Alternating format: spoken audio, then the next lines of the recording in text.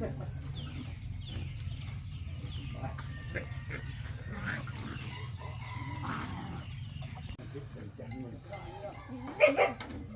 บมือได้ครับเนาะ20,000อยู่สำ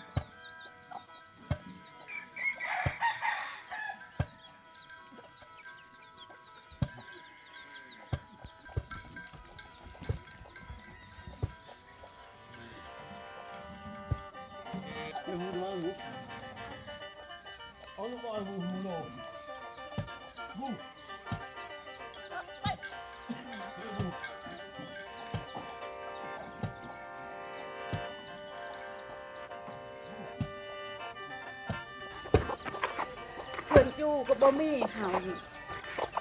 เอ้ยทุก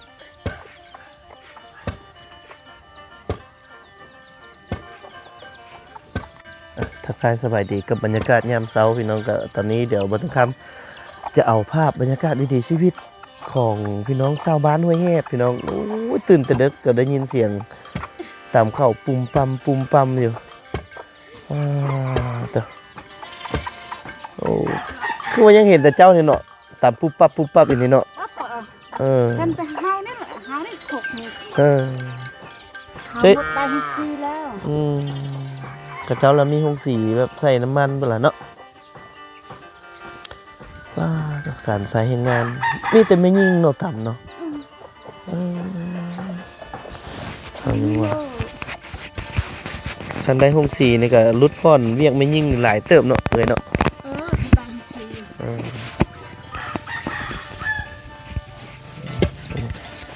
บ่แม่นของง่ายน้องเพื่อจะได้กินข้าวบ่แม่นของง่ายแต่ละมื้อนักเลยตามข่าวนี่สุดทุกน้ำแต่ตำข้าวนี่แหละเนาะเอ้ย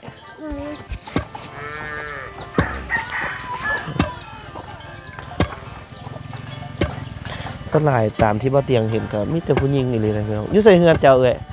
หลังเด้หลังนี้บ่สบายดีเครื่องเนาะพอแต่เฮานี่แหละบ่ได้หงสีนี่ใส่น้ำมันได้เนาะใส่น้ำมันช่างนั่นแหละใส่น้ำมันช่าง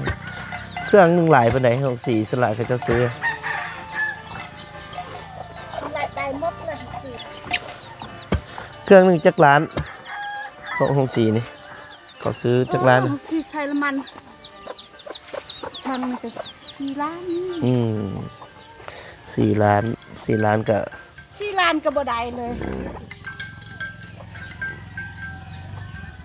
ประมาณ 8,000 นี่แหละพี่น้องประมาณ 8,000 บาทประมาณนั้นหนูต่ำแต่จักโมงอันนี้คือว่าสิแรกแล้วเด้นี่คือต่ำแต่เช้าปอต แต่4 โมงนะ 4 โมงเนาะนี่5 โมงปลายละ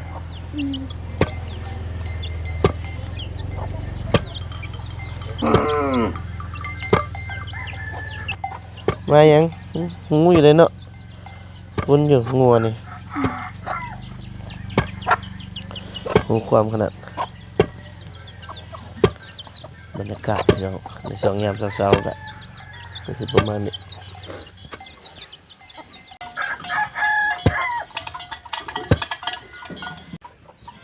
ไปบ้านพระคุณบอกให้นี่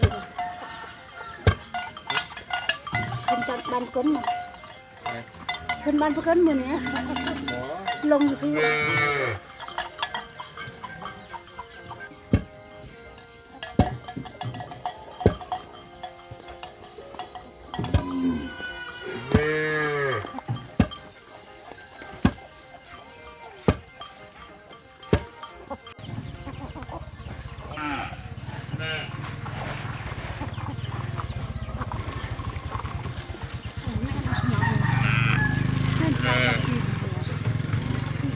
ใครเพื่อปังให้ทุกคนมาฝากมาฝากคุยมาฝากคุยจะกลับ กำมือละคกบ่ เออ โอ้แล้วบ่นี่เนาะ แล้ว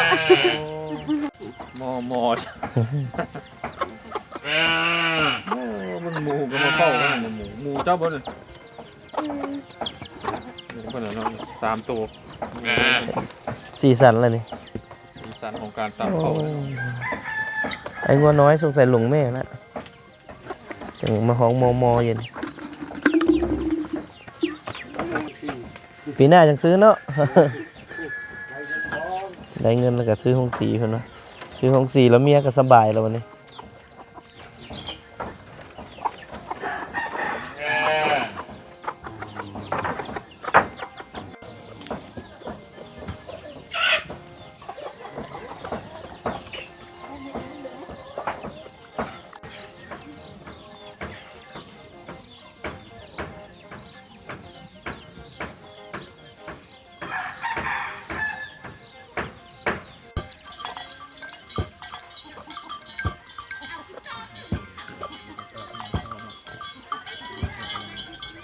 ครั้งนี้ก็ไปหาบน้ำมาเนาะตอนเช้าๆกะเกลือเป็ดเกลือไก่ไปหาบน้ำนี่ได้ไปหาบอยู่น้ำลินบ่น้ำลินอยู่ไกลๆนี่บ่ได้แล้วเนาะ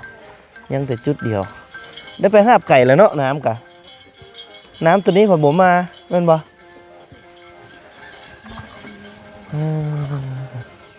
ไปหาบไก่แล้วน้ำกะหาบอยู่เทิงพุ่นแหละเนาะ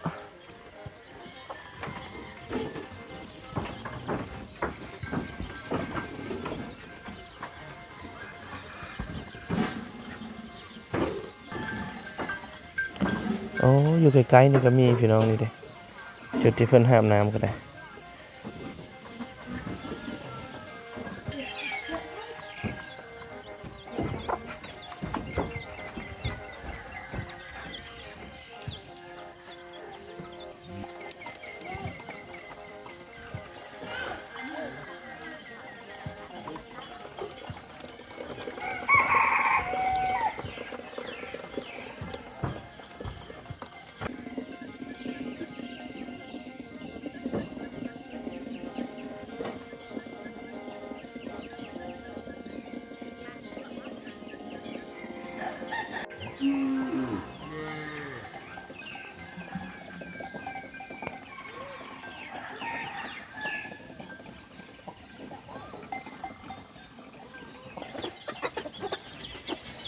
เวียกประจำวันพี่น้อง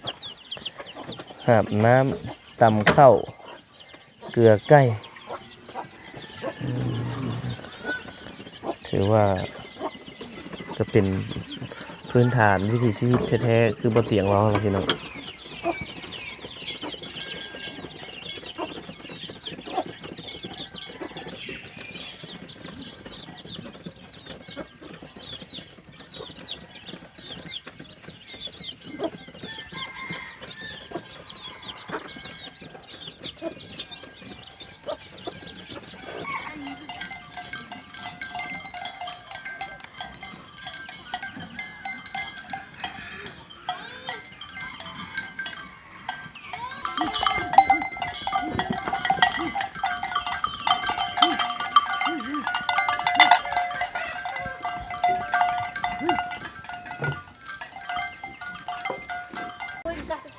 quá gì mới tới cả quạt này ôi tôi tới tức cái nhang vô việc này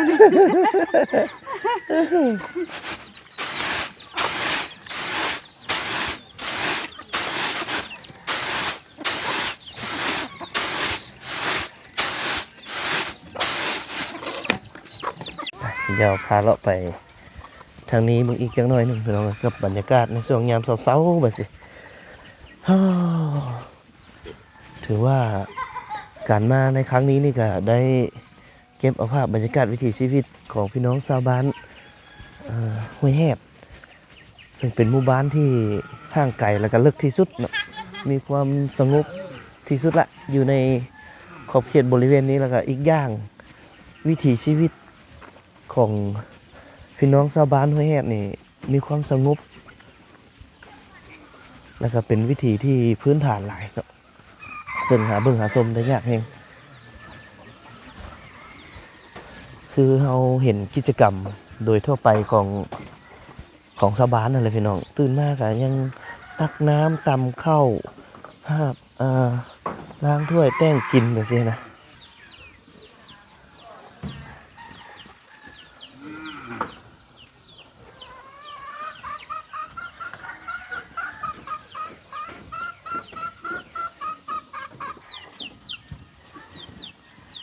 เจ็ดเล่าไห้บ่นี่อ๋อคนกะเกี่ยมเฮ็ดเล่าไห้พี่น้องเพิ่นก็เอาขี้แก้บแต่ว่าขี้แก้บนี่มันสะอาดอยู่นะเพิ่นตำเองเด้ได้นึ่งบ่ได้นึ่งให้มันสุกบ่มันจังหอมเนาะ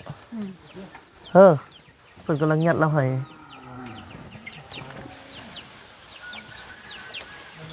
แม่นจำนี้กินก็ยังหอมแล้วเนาะหอมแล้วขี้แก้บเลย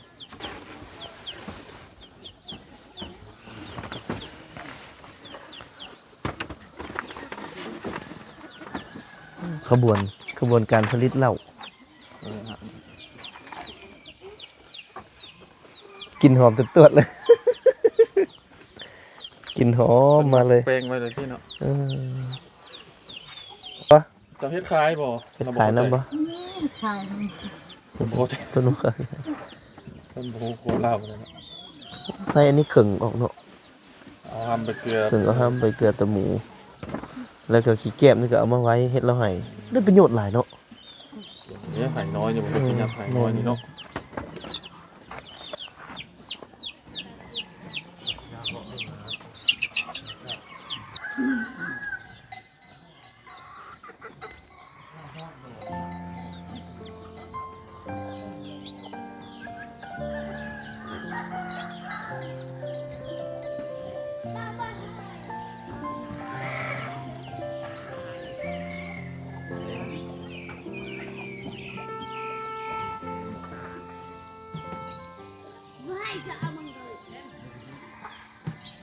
กิน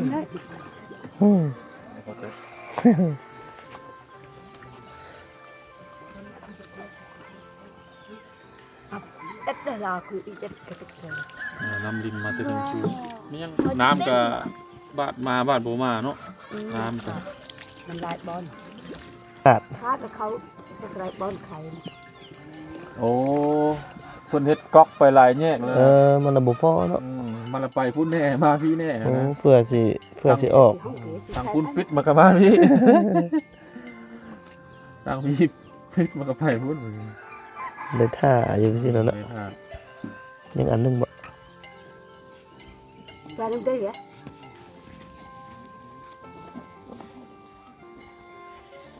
เพื่อนคนใกล้ๆนี้ตอนมาคือว่าเห็นภาพไม่คลานมาครับเนี่ย ra lại phải cần làm này này พี่น้องย่างมาลมกับชาวบ้านทางนี้ก็เพิ่นกับตื่นมาผิงไฟป้าบ่ตอนแรงๆเพราะว่าร้อนแท้ร้อนว่าเนาะตอนดึกๆพัดหนาวตอนเช้าจนได้ผิงไฟโอ้บ่ตอนมื้อว่างแรงอะบัดร้อนแท้ร้อนว่าตอนดึกๆมาพัด หนาวพี่น้องอากาศเปลี่ยนไปเปลี่ยนมา เปลี่ยนแปลง อากาศเปลี่ยนแปลงบ่อย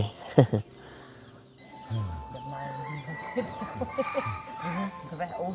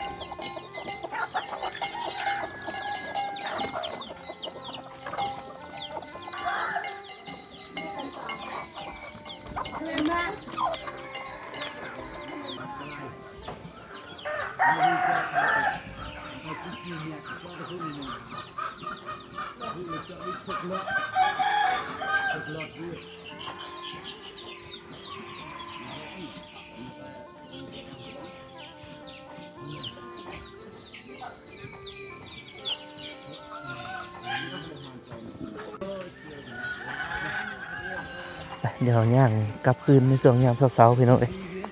ก็ถือว่าได้เห็นภาพบรรยากาศวิถีชีวิตในช่วงยามเช้าได้หลากหลายเลยเนาะ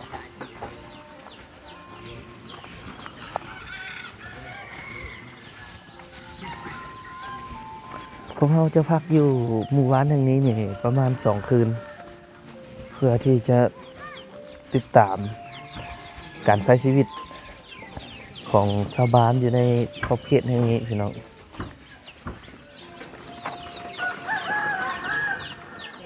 จุดนี้ก็จะเป็นจุดหนึ่งที่เพิ่นมาตำข้าวเนาะแต่เพิ่นน่าจะตำแล้วละเพิ่นน่าจะตำไว้ในมือก่อนหรือว่าอาจจะสวยๆแล้วแต่ความสะดวกสบายเนาะบางคนที่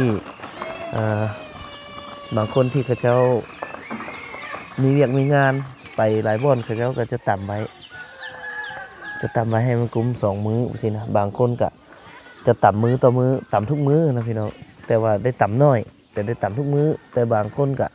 จะตำเทื่อละหลายๆแต่คุ้ม2-3 มื้อว่าสิเนาะ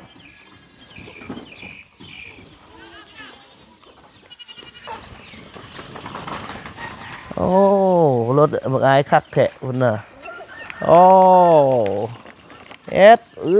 ขึ้นภูได้บ่รถเจ้าฮะรถเจ้าขึ้นภูได้บ่ โอ้เครื่องลิ้นเด็กน้อยชนบทพี่น้องก็แบบสิแหละเดี๋ยวเขาย่างกลับคืนเมื่อจุดที่พวกเราพักกันในช่วงยามเช้าๆนี่ก็สิมีบรรยากาศแบบสิแหละพี่น้องให้เบิ่งให้ชมต่อไปนี่ภาพบรรยากาศวิถีชีวิตแบบนี้นี่ก็จะหาเบิ่งได้ยากนะเนาะเพราะว่าทุกคนนี่ก็สิซื้อโรงสีเพราะว่าเพื่อความสะดวกสบายกับการใช้ชีวิตแล้วก็ประหยัดเวลาในการไปเฮ็ดเวียกตัวอื่นนำเนาะ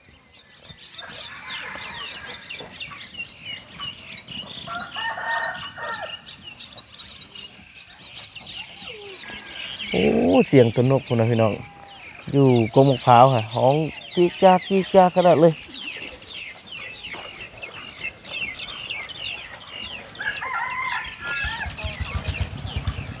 ทางนั้นก็เตรียมไปหัวไปสวนละสวยๆจังหน่อยก็สิเห็นคนลั่งไหลไปให้ไปสวนอยู่หมู่บ้านแห่งนี้นี่เพิ่นจะใช้ เพิ่นจะเฮ็ดนาเนาะมีทุ่งนาพี่น้องก็ในเมื่อก่อนก็คนที่มาซับซ้าวนาให้พี่น้องชาวบ้านห้วยแฮดนี่ก็สิแม่นไทบ้านบ่เตียงคำนี่แหละที่ได้มาอยู่นี่ในช่วงแรกๆเนาะจะได้มาอยู่นี่3 ปีแล้วก็เพิ่นก็มีให้มีนาข้างแน่เนาะหลังจากนั้นแล้วก็เพิ่นก็กลับคืนคือเก่ากลับคืนบ้านเกิดเมืองนอนแล้วก็ปะให้ปะนาให้กับพี่น้องชาวบ้านห้วยแฮดจนเบิดเลยแต่เพิ่นก็เลยพลอยได้นานำเพราะว่าบ้านบ่เตียงจะเป็นบ้านเผาย้อยเขาเจ้าสิบ่ค่อยมักถางให้เขาเจ้าจะมักเฮ็ดนา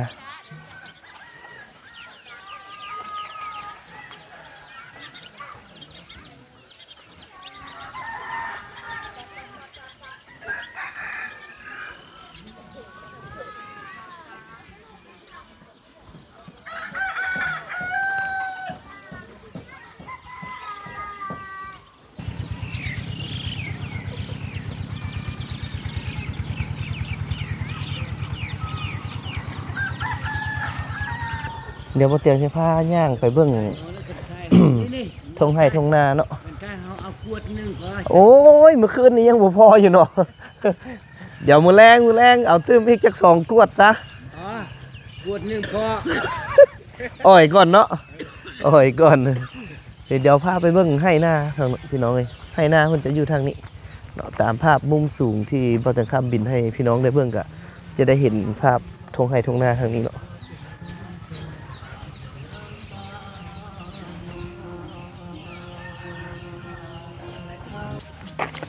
บรรยากาศทางนี้ก็ทางนี้ก็จะเป็นทางไปให้ไปสวนไปหน้าของข้าเจ้านะพี่น้องเดี๋ยวป้าเตียงสิพาย่างลงไปเบิ่งให้นาข้าเจ้าจังหน่อยนึง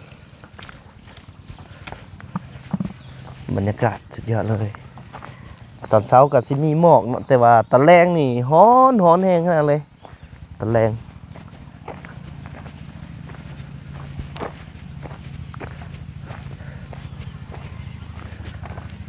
บางคนที่เขาเจ้าเบิ่งคลิปเบาเตียงนะที่เพิ่นเคยใช้ชีวิตอยู่จุดนี้เนาะเพิ่นก็จื้อได้เบิดทุกอย่างเขาเจ้าก็คิดฮอดได้พี่น้องต้นไม้ใบหญ้าที่เขาเจ้าเคยปลูก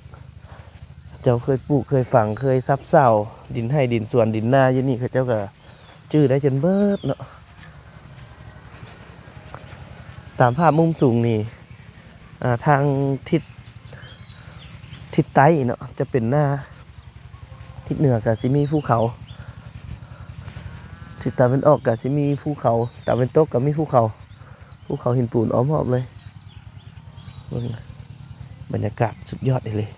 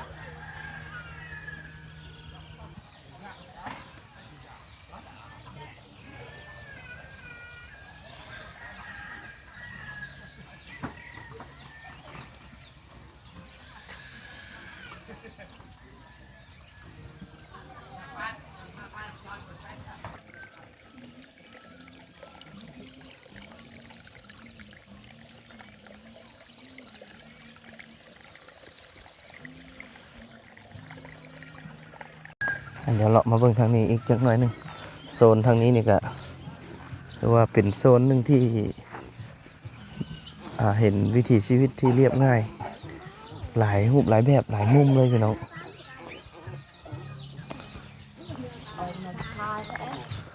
ตัวหมูฮ้องขนาดเนาะโอ้เกิดไหมบ่นี่หมูน้อยๆเนาะ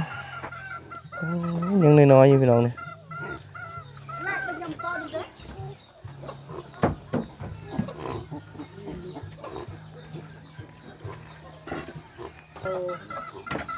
งัดเรียบนั่นน่าไปมึงเอามาปรุงเรียบป้าปรุงเตะมาไก่จอกกับเรียบเบกะเนี่ยบ้านมัดเปิดดาวจะไปป่นมัดน้ำรูเลยนายกับจังไก่พงตะเกาในทีเตะแล้วไปเตะดักเตะเนาะบ่อนทางเวนะเตะเอาตัวน้ำเปล่านี่ละนะเขาไม่จุดในนี้แหละตัวเลี้ยงท้ายเจ้าอะไรคำเด็กกี่เขาไม่คำ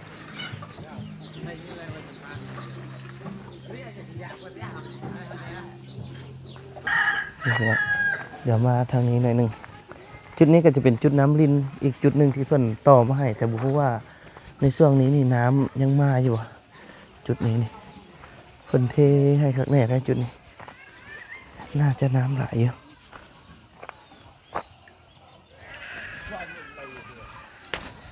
เดี๋ยวเรามาเบิ่ง